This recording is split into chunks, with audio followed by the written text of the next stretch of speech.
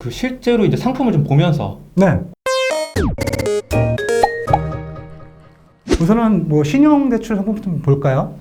신용대출, 은행에서 받는 그런 신용대출 말씀하시는 거죠? 맞습니다. 그냥 신용대출과 비슷하다 보시면 돼요. 근데 이제 P2P 같은 경우는 1차적으로 우선 P2P 회사에서 심사를 하지만 네. 이제 그걸 플랫폼에 다 띄웁니다.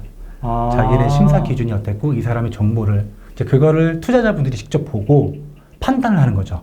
이제 그래서 나는 이 사람한테 내가 돈을 빌려줘도 내가 나중에 상환이 되겠다라고 판단이 들게끔 상품에 올라가 있으면 이제 직접 투자를 하시는 거죠. 좀 어떻게 보면 와디즈하고도 좀 비슷하네요. 맞습니다. 와디즈하고도 비슷한데 이제 이거는 직접 대출 개념이에요. 그러니까 예를 들어서 제가 형님한테 돈을 한 뭐 500만 원을 빌리고 싶어요. 네. 근데 그냥 다짜고짜 500만 원 빌려주세요 할 수는 없잖아요. 저는 그걸 안 하고 제가 어떤 아니고 내 재산이 아니고 그다음에 제가 다른 데서 그래서 얼마 받다 알려줘야 그걸 정보들을 보고 알리고. 판단하고 얘를 돈을 빌려줘도 되겠구나 라고 판단할 거 아니에요. 아니 그냥 안 빌려주고 싶은데. 그러면은 직접 상품을 좀 보면서 얘기를 좀 해주세요. 네네네. 보면은 여기에 지금 예상 수익률이라든지 상환 기간, 어떻게 상환할 건지의 방식, 그다음에 총 얼마만큼을 대출해 줄 건지에 대한 것들이 기본적으로 나타나고요. 잠깐만요. 그러면 저는 지금 궁금한 게 저 맨 앞에 있는 등급은 뭐예요? 이 등급이라는 거는 이제 실제로 P2P 회사가 이제 많은 대출을 하면서 데이터를 가지고 있을 거예요. 그 데이터의 기준에 따라서 이 정도 정보를 오픈했고 등급이 이 정도 되면 이 상품의 등급은 뭐 안전하다, 조금은 불안전하다라는 등급을 매기죠, 자체적으로. 그러면 지금 A 플러스니까 상당히 우수하다고 보는 거고. 그럼 1,000만 원 넣으면 75만 원? 예상 수익률이 연 7.5%면요 월에 0.7% 정도 된다고 보시면 될 것 같아요. 상환 방식은 혼합이면 이제 뭐 만기일치 상환이 있을 수 있고요. 그다음에 이제 원리금 균등, 원금 균등 상환 방식이 있을 수 있는데 우리 청경채분들이 그 정도는 이해합니다. 네. 그래서 여기서 혼합은 뭐 반 정도는 만기 상환을 하겠고 네. 반 정도는 뭐 원금 균등 상환을 하겠다. 뭐 이렇게 지금 잡혀 있는 거죠. 보면은 좀 자세하게 써있네요. 딱 그 개인을 딱 알아볼 수 있는 특정 정보만 빼고는 나이도 있고 남자고 이 돈을 사용해가지고 개인 정보 쓰거나. A% 같은 경우는 신용 정보라든지 소득 정보, 그다음에 카드를 쓰는 매출 정보, 다른 데서 가지고 있는 대출, 부채 정보들을 나타내고 있죠. 근데 이런 것들이 보통 제일 많이 접할 수 있는 데가 토스라든가 카카오뱅크라든가 이런 플랫폼 통해서 들어가면 이제 있던 거지 그건가요? 네, 맞습니다. 아마 지금 A% 같은 경우는 예전에 그 토스라든지 카카오페이, 아니 카카오뱅크처럼 이런 데서 아마 같이 연동을 했었을 걸로 알고 있어요. 그 안에 샵 개념 들어가 있는 거군요. 마트에 들어가 있는 것처럼.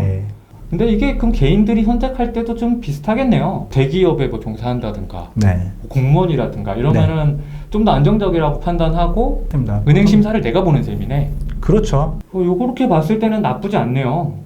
7.5% 수익률이 뭐 쉬운 수익률은 아니니까 그만큼의 위험이 있다고 생각하면 되겠네요. 이게 어쨌든 플랫폼은 뭐 공짜로 좋은 일 하는 건 아닐 거 아니에요? 그렇죠. 상품을 받는 사람도 있고요. 그다음에 투자를 하는 사람도 거기에 토정의 플랫폼 이용 수수료를 지급을 합니다. 양쪽 다 내는 거죠? 네, 맞습니다. 그럼 얼마 정도나 되나요? 회사마다 좀 다른데요. 뭐 0.5%에서 많게는 뭐 4%, 5%까지 받는 데도 있고요. 4%? 대출자한테. 투자자들은 뭐 0.5%에서 뭐 1.2%, 1.5%까지도 투자 수수료를 냅니다. 그 최악의 상황은 간단한 것 같아요. 이 사람이 돈을 안 갚는 거잖아요. 내가 돈을 빌려준 사람이. 안 갚고 터버리면 어떻게 할 수가 없으니까. 그러면은 회사에서는 뭐를 할 수 있습니까? 당연히 이제 채권 추심이라는 걸 합니다. 돈 받으러 가. 그렇죠. 돈 내놓으라 이거 얘기하는 거는 거죠? 최초에 이제 상품을 대출을 할 때는 이제 이분의 직장 정보라든지 그다음에 사는 주소지라든지 그러니까 기본적 개인 정보를 좀 받아요. 이제 만약에 상환을 안 한다라고 했을 때는 이쪽에다가 뭐 독촉장을 보낸다든지 그런데도 안 갚는다 했었을 때는 보통 일반 그 신용평가 회사들, 채권 추심을 전문적으로 하는 회사들한테 그 추심 업무를 맡기기도 합니다. 그러면 투자자들은 절반만큼만 원금을 회수하고 절반의 원금은 못 받는 게 되는 건가요? 그렇죠. 원론적으로 하면 그렇게 되고요. 그다음에 50만 원, 50%도 이제 나중에 받아야 되잖아요. 그거는 이제 회사에서 계속 받을 때까지 추심을 합니다. 근데 그러면 그 회사가 만약에 없어지면 그럼 채권 추심도 힘을 좀 많이 잃겠네요. 당연히 그럴 수 있죠. 그래서 지금 P2P 회사 같은 경우는 그런 뭐 안 좋은 부분을 좀 대비해가지고 보통 이제 법무법인이라든지 다른 이제 신용평가법인 쪽에다가 그런 부분을 위임도 합니다. 역시 다 똑똑한 사람들이 하는 거라.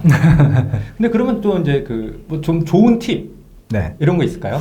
상품을 고를 때 제일 좋은 팁은요, 수익률에 대해서 좀 목표치를 낮추면 당연히 더 안전할 수밖에 없어요. 그래서 어차피 플랫폼에 다 여러 가지 정보들이 나오기 때문에 회사에서 이제 선택하는 이 이자 수익률이 낮다라고 하면 그만큼 안정화돼 있고, 그다음에 회사가 오래되고 큰 회사라고 하면 그런 것들을 많이 해봤던 전문가들이 있기 때문에 조금 더 안전하다 볼 수 있죠. 알겠습니다. 오늘 그 신용대출 상품까지 이렇게 잘 보여주고 또 알려주셔가지고 네. 이해 잘 됐습니다. 감사합니다. 감사합니다.